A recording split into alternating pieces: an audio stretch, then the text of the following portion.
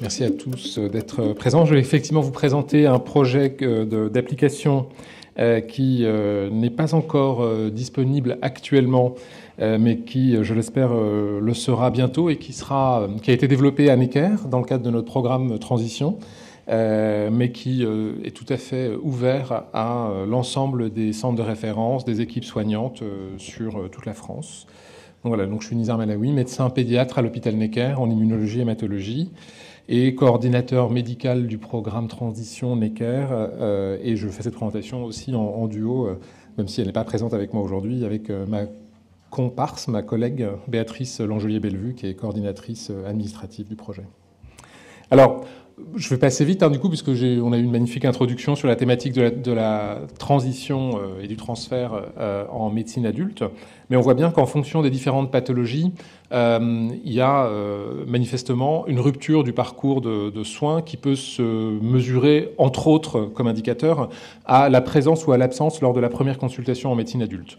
Et il y a eu des études descriptives qui l'ont bien montré dans différentes pathologies chroniques, rares ou moins rares, et ça peut aller de quasiment 0% dans une petite étude sur le diabète à 53 ou 66% même sur une plus petite étude sur l'hyperplasie congénitale des surrénales. Et on imagine bien que déjà quand un jeune ne se présente pas à la première consultation en médecine adulte, ça peut-être augurer d'un suivi peut-être un petit peu difficile, en tout cas sur une certaine période de temps, et la tranche 15-25 ans est particulièrement fragile. Ces patients sont particulièrement fragiles sur ce parcours de soins-là. En réalité, ça commence pas en médecine adulte, puisque ça commence bien aussi en médecine pédiatrique. Si on le voit sur ces diapositives-là, si là, ici, au milieu de la diapositive, c'est le moment du transfert, donc le passage en médecine adulte, il y a aussi, bien sûr, en pédiatrie, des patients qui ont 16, 17, 18, 19, parfois même plus que 19 ans encore en pédiatrie, et qui ne viennent pas à ces consultations. Mais ce qu'on constate là, c'est que après le transfert, la proportion ou le nombre de patients qui ne viennent pas lors des premières consultations et des consultations suivantes augmente. Donc il y a quelque chose à faire à ce niveau-là. C'est non seulement important, pas seulement pour de venir à l'hôpital, mais aussi parce qu'en fait, en réalité, il y a des enjeux extrêmement importants sur l'évolution de leur état de santé. Alors pour un diabétique, évidemment, ce sera le moins bon contrôle glycémique avec des complications aiguës ou à moyen terme, évidemment à plus long terme, même si ce n'est pas forcément une préoccupation pour eux à ce moment-là, de ce qui va se passer pour eux dans 20, 30, 40 ans peut-être. Pour des patients qui ont une insuffisance rénale terminale, dialysée ou greffée, il a été montré qu'il y avait plus d'hospitalisations qui étaient évitables lors de la période post-transfert que lors de la période pré-transfert. Pour les drépanocytaires, un passage aux urgences pendant la phase de transition qui est plus fréquemment observé. Et la plupart de ces études-là disent qu'il est plutôt difficile de différencier stricto sensu le parcours de soins et de la transition et du transfert en fait en lui-même de l'effet lié à l'âge et à l'adolescence. Donc bon, on essaye la recherche. Il y a beaucoup de recherches à faire encore pour mieux identifier cela. Et en fait, pour l'hôpital où je travaille, l'hôpital Necker Enfants Malades, il y a 40 centres de référence sur place, 4 filières de santé maladies rares, et 4000 jeunes de 15 à 25 ans qui viennent annuellement en consultation, et ils représentent 4000 maladies rares, donc à peu près la moitié des maladies rares, pour résumer. Donc il y a quand même une masse critique extrêmement importante, et globalement, la transition, c'est évidemment, grâce au progrès des prises en charge soignantes, mais des médicaments notamment, c'est un enjeu pour l'ensemble de ces services, de ces centres de référence. Et on s'est donc réunis tous ensemble pour proposer un programme qui finalement est résumé sur cette diapositive avec une valence qui est de mieux travailler, d'articuler mieux les parcours de soins à l'intérieur de l'hôpital Necker, mais aussi avec nos partenaires hôpitaux adultes, d'abord à Paris et dans la région parisienne, mais pas uniquement. Et puis, plus difficile, mais on essaye quand même de travailler également avec des acteurs qui sont en ville, et parfois avec des réseaux de villes qui existent déjà. Pour ça, on a développé deux grands aspects, c'est-à-dire des outils. Alors, il y a des choses qui sont très simples, qui existent, qui sont tout à fait évidentes, comme des fiches de transfert dans certains centres de référence. Certains centres de référence ont déjà même des recommandations internationales sur la transition, voilà, version 3, par exemple. Et d'autres qui ne se mettent à réfléchir à la question que maintenant, parce que l'histoire naturelle de la plupart des pathologies qu'ils prennent en charge ne nécessitait pas, c'était pas un enjeu dans les dernières années. Et on a créé un lieu pour prendre en charge ces patients dans la dimension transversale de ce qui les réunit, c'est-à-dire d'être d'abord des jeunes de 15 à 25 ans suivis en pédiatrie, avant d'être identifiés comme étant un jeune avec une maladie rare X, Y, Z, et qui par ailleurs a des problématiques particulières. Alors, comme je ne vais pas en parler, si je vais en parler un tout petit peu après, donc je vais avancer là. Donc globalement, dans cet espace avec lequel, en fait, tout ce programme-là, on l'a monté avec des jeunes, et je vais venir après au titre de la présentation qui est l'application, mais vraiment, je pensais que c'est important de présenter ce qu'on fait là, parce que c'est dans l'esprit de ce qu'on a, de la globalité de ce qu'on a monté. C'est donc cet espace qui s'appelle La Suite, avec une identité visuelle assez forte, qu'on a monté avec ces jeunes-là. Qu'est-ce qu'on y fait? Il y a un accueil spécialement adapté à cette population qui est assurée par Béatrice Langelier-Bellevue, qui est assistante sociale, qui connaît extrêmement bien toutes les équipes de référence maladies rares. Mais il y a aussi des consultations individuelles pour des thématiques qui ne sont pas des consultations de maladies rares, mais des consultations de patients de 15 à 25 ans, qui par ailleurs ont une maladie rare, certes, de gynécologie, andrologie, de dermatologie, de socio-esthétique, de conseil en images, et depuis quelques semaines maintenant, d'orientation scolaire et insertion socio-professionnelle, où on a fait venir donc quelqu'un de ce monde-là dans un hôpital pour enfants, ce qui nous tenait beaucoup à cœur, et un changement de paradigme assez intéressant pour nous, puisqu'on est vraiment le plus en amont possible dans la prévention et l'identification des problématiques qui peuvent se poser à 18-19 ans, avant qu'elles ne soient posées dans une situation qui peut être un peu difficile. Des ateliers collectifs, des rencontres avec des pairs, sur des thématiques sur la sexualité. Est-ce que quand on a une maladie génétique, la parentalité, quelle problématique ça peut poser? Et puis des outils, et dans les outils, il y a donc ça, c'est le lieu. C'est une image du lieu, avec des couleurs assez fortes, du mobilier. On est à l'hôpital Necker, en plein milieu, entre la pédiatrie et la médecine pour adultes sur le campus. Et donc ça, c'est juste une petite capture d'écran du site internet, dont la page d'accueil est celle-ci. Et il y a des tutoriels, il y a plein de choses qu'on a pensé avec eux et pour eux, où ils peuvent récupérer pas mal d'informations, parce qu'en fait, 60% des jeunes qui viennent à Necker en consultation, en hospitalisation de jour, en hospitalisation conventionnelle, ne vivent pas en Île-de-France. Donc on voulait essayer de réduire cette double fracture, d'avoir une pathologie parfois tout à fait exceptionnelle, chronique, compliquée, et aussi de vivre peut-être à 5-6 heures de l'hôpital Necker, parfois même à 2-3 heures de leur CHU le plus proche. Donc je vous montre juste quelques images, parce que le temps est compté. Donc là, on a travaillé avec des youtubeurs, donc des gens que moi je connaissais pas du tout, parce que je ne suis pas de cette génération-là, mais j'ai découvert et qui font des trucs très très sympas. Donc je vous invite à aller voir, il y a un tutoriel qui dure 4 minutes sur comment prescrire un bon de transport. C'est complètement cocasse, parce que c'est drôle de A à Z, et en plus on apprend des trucs. Et en fait, en réalité, quand on y réfléchit, c'est pas uniquement pour les jeunes, quand on est parent ou même quand on est... c'est tout à fait instructif, même quand on est docteur, je parle pour moi en tout cas. Voilà, et donc on s'est dit, c'est pas possible de ne pas développer un outil numérique qui soit dans leur poche à eux. Et donc, c'est pourquoi? Parce que voilà, on est tous avec un téléphone portable, y compris quand on a plus de 25 ans. Mais eux, ils sont nés dedans, et ils nous disent, voilà, moi je suis né avec ça, je suis né dans la Wi-Fi, donc c'est naturel, et ils lisent plus les journaux papier, ils lisent même plus tellement les journaux en ligne, donc tout est sur des applications mobiles. Et il y a même un petit peu de littérature qui sort sur technologie mobile et santé dans les maladies rares et les maladies chroniques. Je vous invite à aller voir cette publication. Globalement, ils disent qu'il n'y a pas grand-chose qui est publié, évidemment, c'est le tout début. Et donc on se place, nous, là-dedans.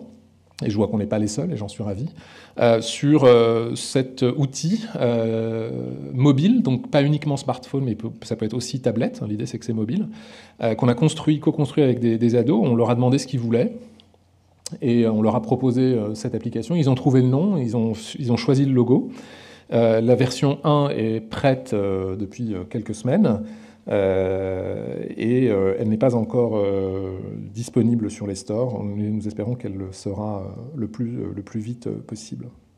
Alors qu'est-ce qu'on y fait? Voilà, ça c'est une capture d'écran de la page, ils appellent ça la landing page. Donc quand on ouvre l'application, on tombe là-dessus.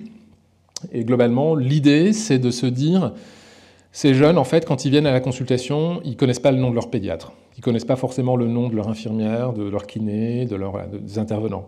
Ils connaissent encore moins le nom de leur médecin d'adulte quand ils vont passer à l'hôpital pour les adultes.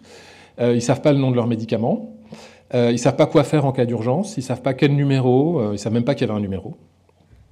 Donc ils ne savent pas grand-chose. Pourquoi? Parce que souvent les parents savent un petit peu mieux qu'eux, parfois pas beaucoup mieux, mais parfois mieux.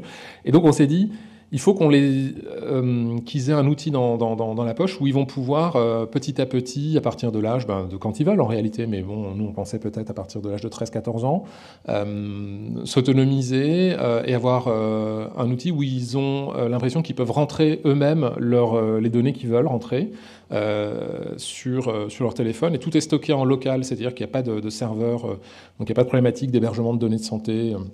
Donc là-dessus, sur cette version en tout cas, où ils vont pouvoir rentrer, s'ils le souhaitent, le nom de leur médecin, prendre en photo leur médecin, leur infirmière s'ils le veulent, se prendre en selfie avec eux s'ils le veulent, prendre en photo leur traitement, noter que tel traitement a été pris ce jour-là, que ça n'a pas été efficace ou qu'il y a eu peut-être des effets secondaires, quoi faire en cas d'urgence, et donc s'ils se disent tiens, je sais pas, mais appuyer, ils peuvent dire, je sais pas, mais s'ils ont une douleur abdominale fébrile un samedi soir, ils sont à la plage, donc à 800 km et que c'est le 14 juillet, voilà, il y a quoi faire en cas de fièvre, qui appeler en cas de, etc. Donc ils n'ont même pas besoin de réfléchir, ils peuvent simplement tendre leur appareil à un soignant aux urgences, voilà, par exemple.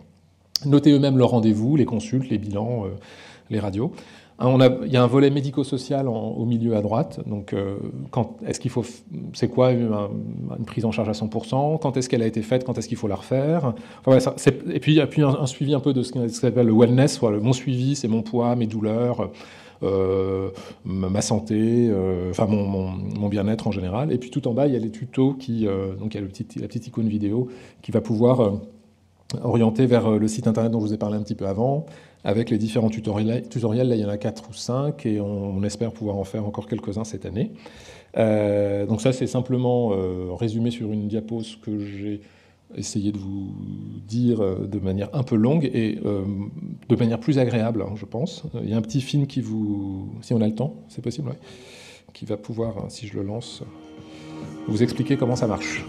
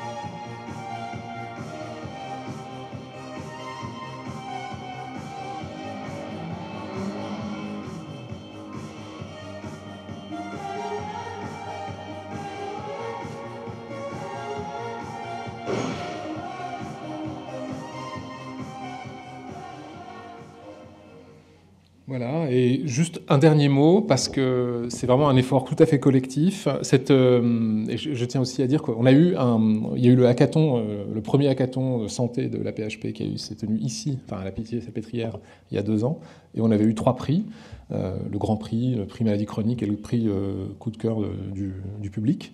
Donc c'est assez sympa de voir que, un peu moins de 2 ans après, un prototype qui ne ressemblait pas du tout à ça est en train de voir le jour. Donc Ça, c'est juste pour mentionner sur l'ensemble du programme Transition, y compris l'application, les différents acteurs qui ont participé à ce projet. Et bon, pour moi, c'était un vrai plaisir de pouvoir travailler et de continuer à travailler sur ce programme. Voilà, je vous remercie. Merci beaucoup. Non, je suis très impressionné. Je vous félicite toute votre équipe pour une telle initiative moderne, créative, collaborative, manifestement. Est-ce que c'est quelque chose qui est totalement original et qui n'existait pas, par exemple, pour l'adulte? Est-ce qu'il y a des applications de ce type-là qui sont disponibles actuellement? Est-ce que vous êtes inspiré d'applications déjà existantes ou est-ce que c'est vraiment une création Alors, c'est l'ensemble de ce programme-là, y compris l'application, est complètement original au sens où, je crois que même encore jusqu'à maintenant, il n'y en a aucune de ce genre-là. On a fait un benchmarking, enfin, on a fait une étude de marché, voilà, sur les différents stores il y a déjà 2 ans, et on l'a fait régulièrement. Et puis, je ne pense pas que ça existe pour les adultes, même si, en fait, il y a des applications qui existent pour une partie de chaque, finalement. Ça, oui, c'est ça. Voilà. Donc, il y a des choses qui existent séparément. Et puis, en fait, nous, l'idée, c'était d'avoir une sorte d'outil tout en un, assez intuitif, assez simple à utiliser. Au départ, on est parti sur des choses assez compliquées, et puis les jeunes nous ont dit, non, là, ça, on ne vous suit pas, nous, on ne veut pas être fliqués, par exemple, par les docteurs, etc. Je pense que ça répond sûrement aux besoins des jeunes que vous prenez en charge, mais ça répond aussi à un besoin des adultes, et en fait, jeunes et moins jeunes. Et d'où ma dernière question. Est-ce qu'il y a des choses qui sont spécifiques à l'hôpital Necker ou est-ce que c'est une application qui peut être utilisée totalement en dehors de la PHP Alors non seulement elle peut, mais nous on le souhaite. Elle est gratuite. Enfin, je pense, pour l'instant, elle n'est pas disponible, donc j'espère qu'elle sera. Nous, on milite pour qu'elle soit gratuite. Personne de l'hôpital Necker ne recevra un copec, en tout cas pas moi. Et donc, non seulement elle est, bien sûr, on vous la présente et on a le plaisir on a beaucoup de chance de pouvoir vous la présenter. Et dès qu'elle sera disponible, je pense, on communiquera là-dessus. On l'avait présentée à l'ensemble des filières. Il y a 1 an, parce que justement dans cet effort-là, et en fait il y a des filières qui ont des besoins spécifiques. J'en cite une parce qu'elle m'a pas mal marqué, une filière qui s'appelle déficience pour les problématiques neurosensorielles. Peut-être que vous étiez là, Sophie aussi, sûrement. Et je me souviens, je crois que c'était des gens de Strasbourg et qui disaient mais voilà, nous on a des déficients visuels, auditifs, sans gêne, pardon, excuse-moi. Sans gêne. Et voilà, il disait, et on avait fait intervenir aussi l'agence qui a développé l'application et qui nous avait dit, on peut tout à fait, voilà, utiliser ça comme socle, ça en totalité ou en partie d'ailleurs, et puis développer des choses spécifiques sur des besoins de tel ou tel centre de référence, etc. C'est un des travaux qui ont lieu au sein des filières. Là, Anne Chevrier, ce matin, vous vous rappelez les 23 filières. Et il y a les filières, les animateurs sont surtout là pour animer la journée nationale, mais ceux qui font le travail, c'est les chefs de projet de chacune des filières. Et ils ont toute une série de groupes de travail transversaux où ils essayent de mettre en synergie leur travail, leur réflexion, et que pour ne pas réinventer l'eau tiède tous les matins, et que les choses intéressantes, intelligentes, et pour lesquelles certaines filières, certains centres sont en amont, profitent à tout le monde. Et ça, c'est vraiment une des choses que la DGOS a bien su organiser. Oui, vous disiez que vous ne saviez pas si une application semblable existait pour les adultes. Je sais par l'Alliance Maladies Rares qu'il y a une application qui s'appelle Vie Ma Rare, qui est Vie avec une maladie rare, qui a été faite par la mère d'un patient, mais avec des aides, etc.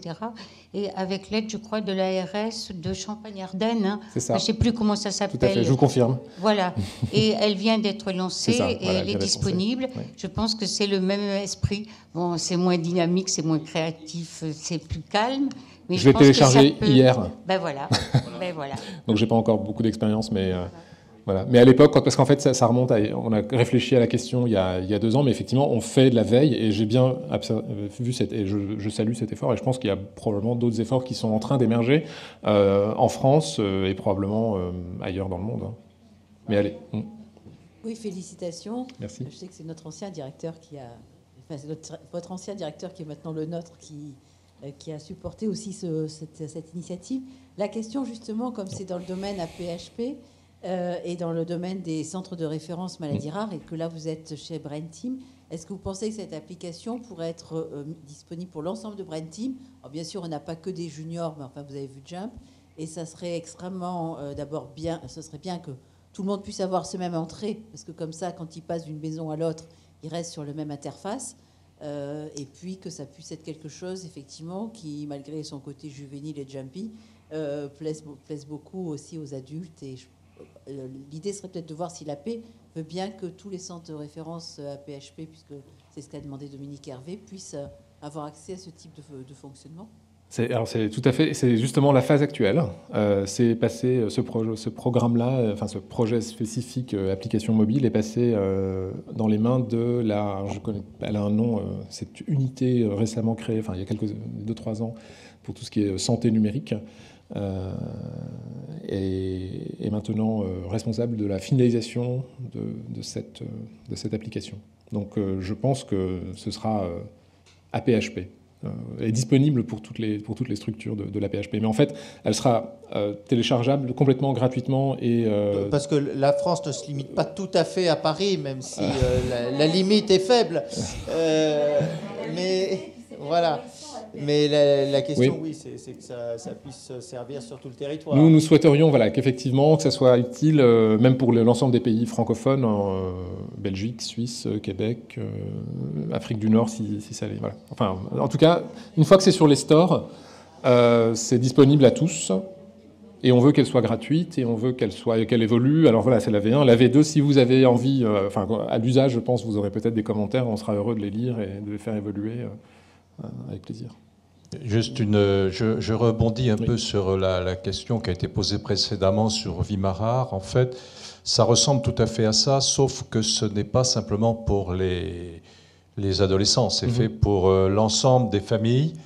Et la deuxième chose, c'est que en fait, c'est traité après au niveau local, c'est-à-dire qu'on va retrouver sur place, je suis chargé de le faire sur le Poitou-Charentes, on va retrouver sur place, sur cette application, tous les professionnels et toutes les personnes du médico-social ou de la santé ou même de l'éducation, qui ont à traiter du problème. Donc en fait, c'est plus une base de données qui servira, disons, à la fois aux patients et à leur famille. Alors maintenant, ma question, est-ce qu'il y a quelqu'un qui serait capable de voir ce qui existe de façon à éviter qu'on ne refasse plusieurs fois la même chose, ce qui, à mon sens, doit coûter un petit peu d'argent et qui n'est pas forcément très efficace. Donc est-ce que quelqu'un coordonne ou cherche à coordonner, de regarder tout ce qui existe avant de refaire une nouvelle application? Je ne veux pas dire que les applications sont mauvaises, mais il ne faut peut-être pas qu'il y en ait trop.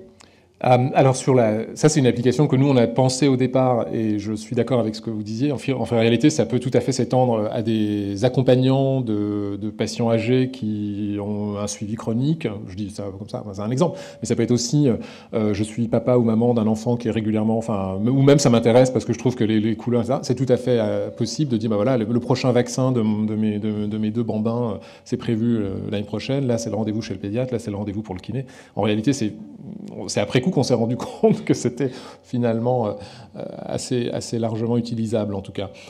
Donc pour le projet tel que nous l'a pensé, on a effectivement comparé sur tout ce qui était disponible comme base de données, ce qui existait. Il y avait beaucoup de choses en santé, les applications santé, je sais plus, le nombre augmente très régulièrement. Il y a plusieurs centaines de milliers d'applications, labellisées applications santé. Sur les stores, les magasins d'applications, voilà.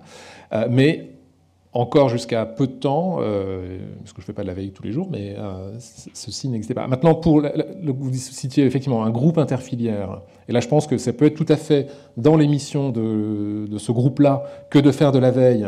On voit bien qu'on est à cheval sur, groupe interfilière transition, pour parfaire ma réponse, on est à cheval sur la thématique transition et aussi sur la thématique finalement santé numérique, parce que la santé numérique, ça va bien sûr, c'est incomparablement plus large que la transition uniquement et la population des jeunes.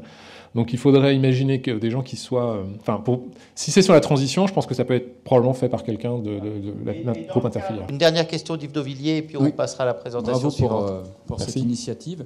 Je trouve que c'est parfait. J'avais un commentaire. Est-ce que on pourrait envisager de mettre de l'information patient en rapport avec sa maladie, puisque s'il met par exemple « je suis atteint de cette maladie », qu'il puisse justement via la filière Brain Team ou d'autres filières avoir un petit descriptif de sa maladie. Et on a fait ce travail justement sur les cartes d'urgence pour un nombre de centres de maladies rares pour que justement ils sachent quoi faire s'il y a une urgence. Et donc de ne pas rechercher et refaire tout ce travail en amont, mais mettre des liens et donc contacter les centres de référence pour que si des gens rentrent des mots-clés avec des maladies cibles, dans quelle mesure on ne peut pas envisager déjà de leur mettre de l'information et après ils cliquent dessus s'ils en ont envie pour justement typiquement conduite à tenir devant une urgence ou pour contacter qui de droit.